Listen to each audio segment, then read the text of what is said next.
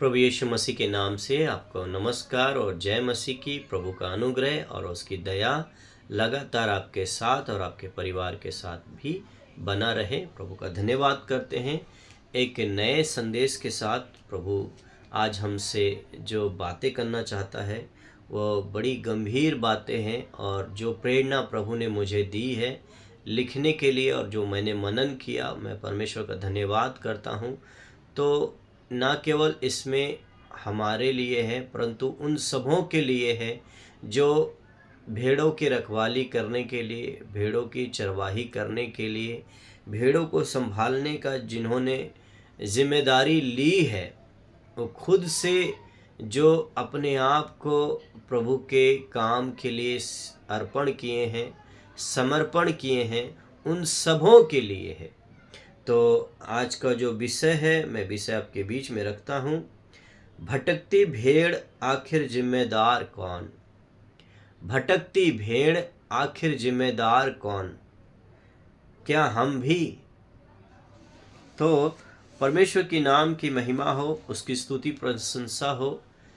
परमेश्वर अपने लोगों के लिए, अपने भेड़ के प्रति जो चिंतित है, दुखी है, उसका जो प्रेरणा है हर एक के प्रति, कि जैसे वो लोगों के प्रति चिंता करता है और उसके लिए आशीष करता, अनुग्रह करता है, वैसे ही हमसे भी उम्मीद करता है कि जो हम सेवकाई के लिए उतरे हैं प्रभु यीशु मसीह के उस राज्य के बढ़ोतरी के लिए, जिसमें प्रभु एक बार फिर से आने वाला है और हमें ले जाने वाला है, और वो नहीं चाहता कि कोई नाश हो।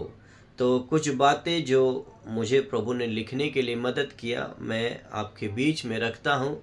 उसे आप सुने, समझें, जांचें और अपने लिए भी और उन तमाम भटकती हुई भेड़ों के लिए भी प्रार्थना करें।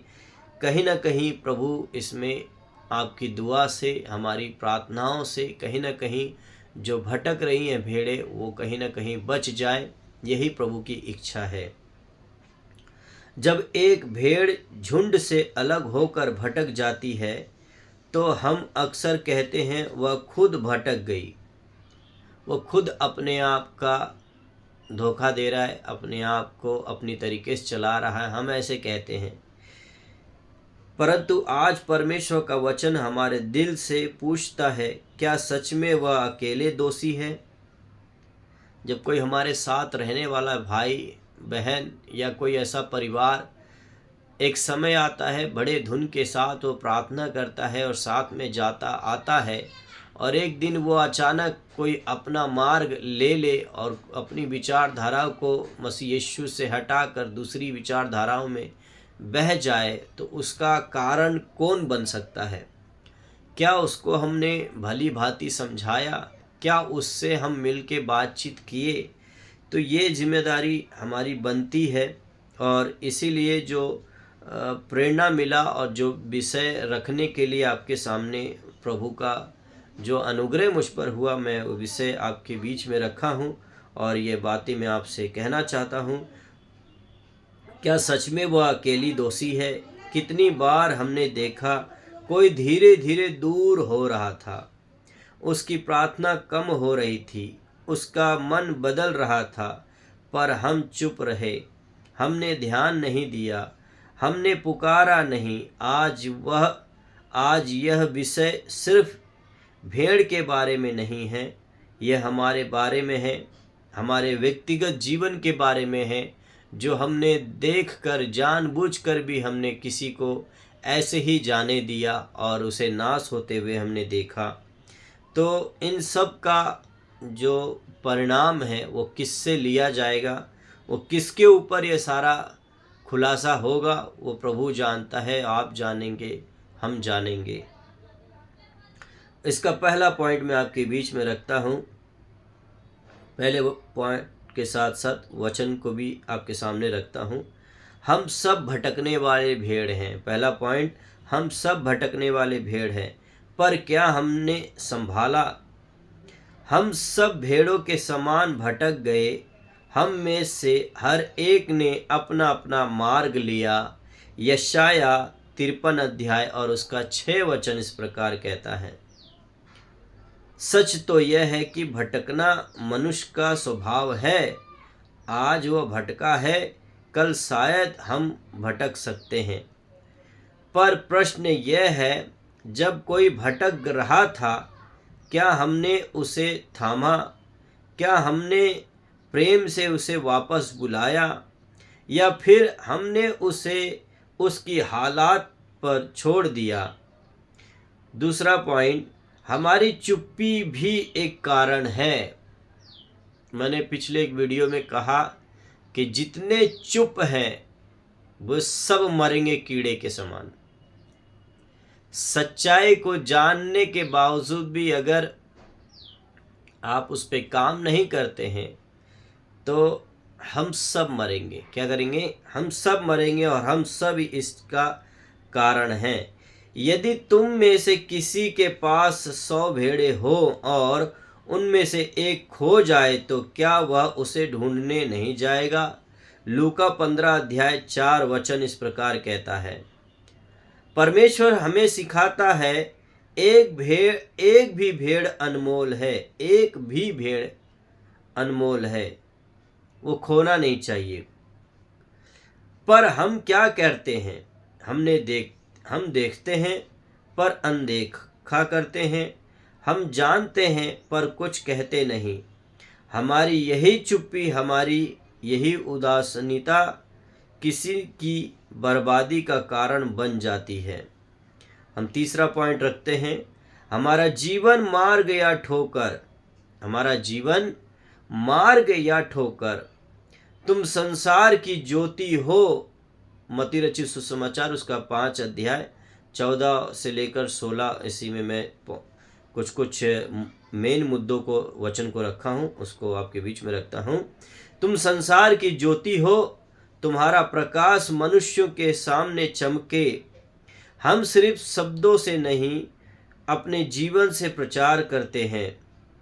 यदि हमारा जीवन समझौते से भरा है, यदि हमारा चाल चलन कमजोर है, तो हम अनजाने में दूसरों को भी भटका रहे हैं। कभी कभी भेड़ इसलिए भटकती है क्योंकि उनसे चरवाहों को भी भटकते देखा होता है, क्योंकि उसने भी चरवाहों को भटकते हुए देखा होता है।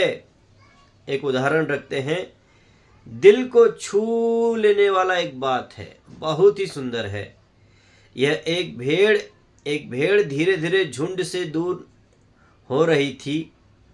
वह पीछे रह गई, किसी ने ध्यान नहीं दिया। वह गिरती रही, किसी ने उठाया नहीं। गिरती रही, उठती रही, और एक समय ऐसा आया वह फिर वह पूरी तरह खो गई। तब सबने कहा वह भटक गई, पर सच यह था वह अकेली नहीं भटकती थी, उसे अकेला छोड़ दिया गया था। समझ रहे? कोई धीरे धीरे परमेश्वर से यूं ही दूर नहीं चला जाता।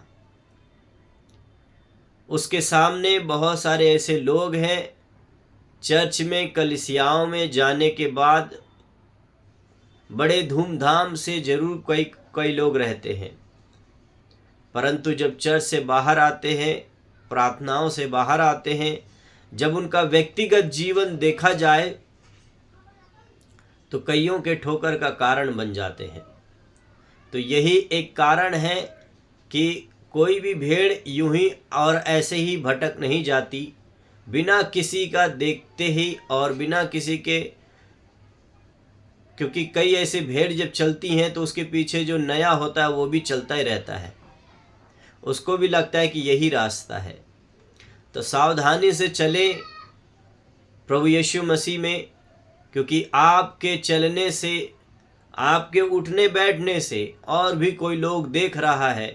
कहीं आप ठोकर का कारण ना बन जाएं, कहीं आप किसी के गिरने का कारण ना बने।